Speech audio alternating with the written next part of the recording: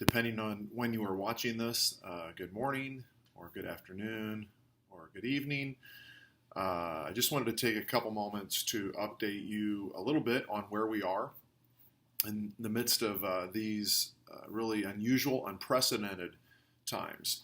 I'm almost 50. I'm 47 years old. Clearly nothing like this has happened in my lifetime. I was teasing my parents, who are almost 70, that nothing like this has happened in their lifetime either. Churches being shut down, schools, businesses, and so we're all trying to think rightly about this as believers.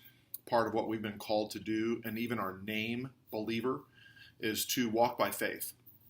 We've been saved by faith, but we also ask God to give us the grace to live our lives every day by faith. And so we, of all people, should be resting in the Lord during these times. I remember the day that I found out that my first wife, Julie, had cancer. It was on a Friday evening in May of 2012. The very next day, my pastor came to visit with me, and when he met with Julie and me, he opened his Bible to Psalm 46. And that psalm starts out that God is our refuge, our very present help in trouble.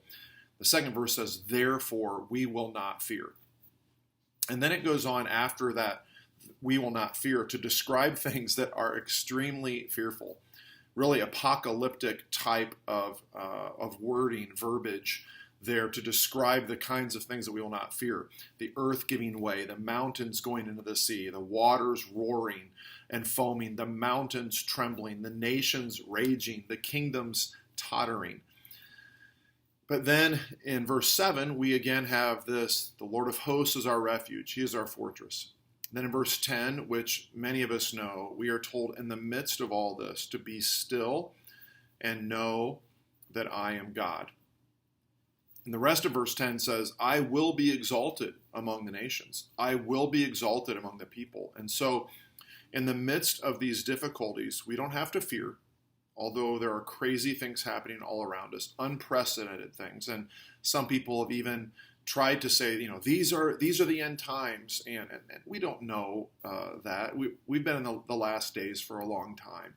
There's nothing that needs to happen before Jesus Christ could return. But these are definitely unusual times.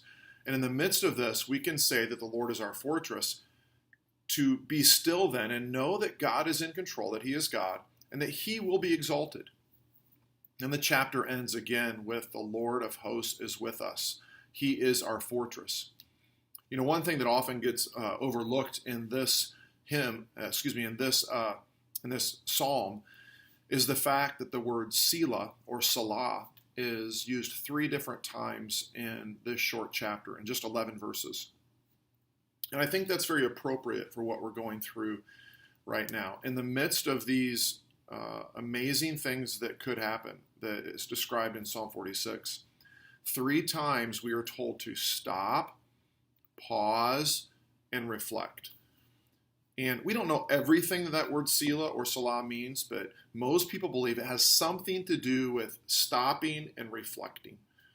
And I think that's really appropriate for what we're going through right now. By no choice of our own, we have been forced to slow down.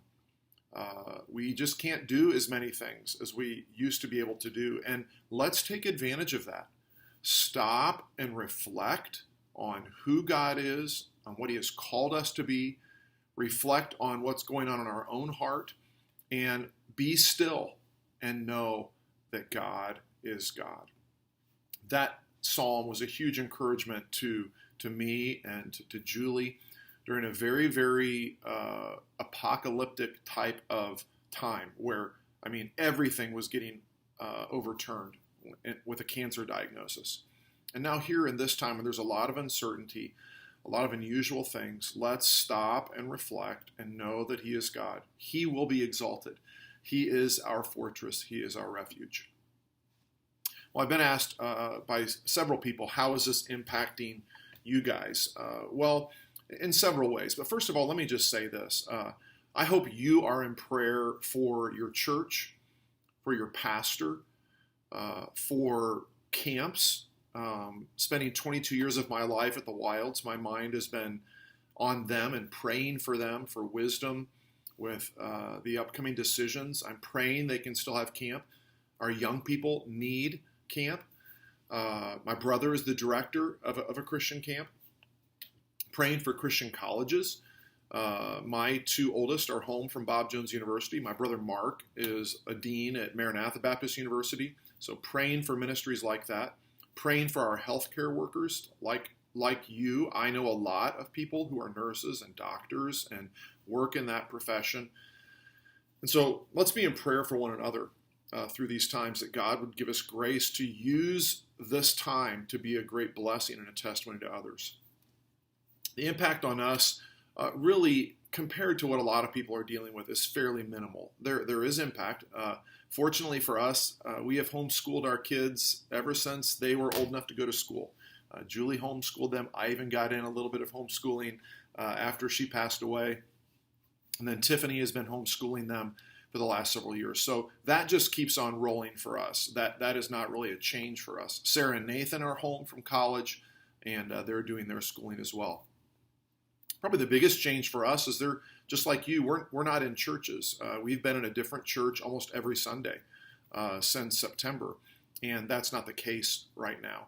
And what that means is that we're not able to present our ministry. We're not able to get support from those churches. The other impact is that churches are not gathering, so they're clearly not voting on supporting missionaries, and so that has stalled the support coming in.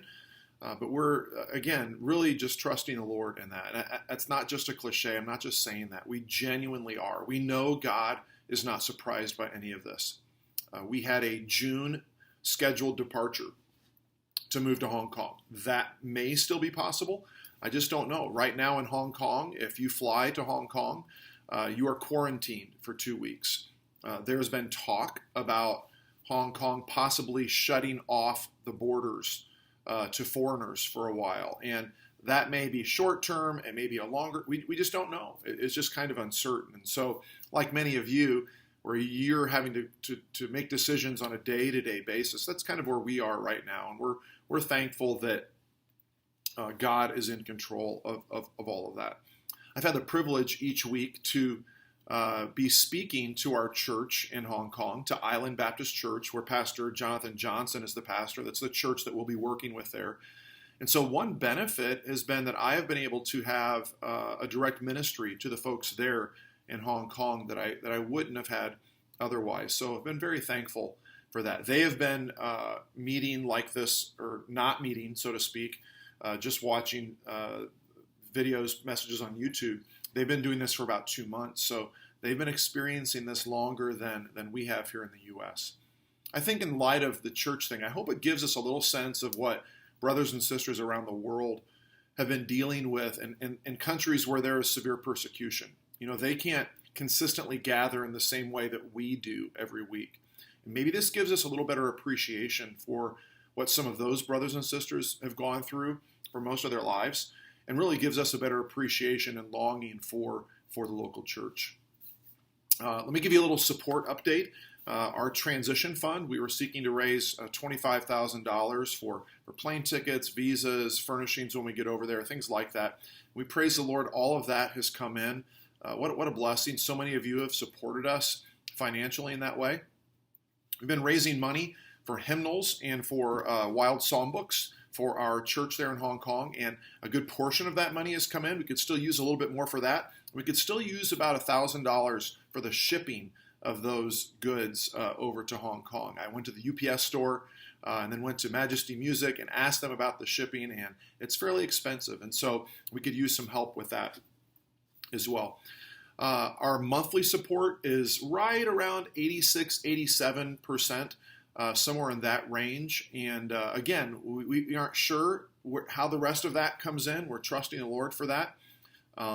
We want you to keep giving to your local church. That's actually a great reminder, because since you're not at church, it's easy for us to not think about continuing to support our local church, and your local church needs that support. So please continue to do that. We obviously would be very grateful and humbled if you would consider supporting us, whether it's a one-time gift or a monthly gift. And you can do that right on the email they're good. Just click on that donate button, and that would be a wonderful help to us. We thank you for the words of encouragement that you've sent along our way. We thank you for your prayers. I learned a long time ago to never discount the prayer of one individual. When Julie was going through cancer, and after she passed away, I would have people say, "We're praying for you," and that meant so much. And we know that God's people are praying, and we're very thankful for your willingness to invest in us that way. May we, as believers right now, walking by faith, may we have a great testimony to those around us as we share the gospel of Jesus Christ, and as we rest in Him as our fortress. Be still and know that He is God. God bless you.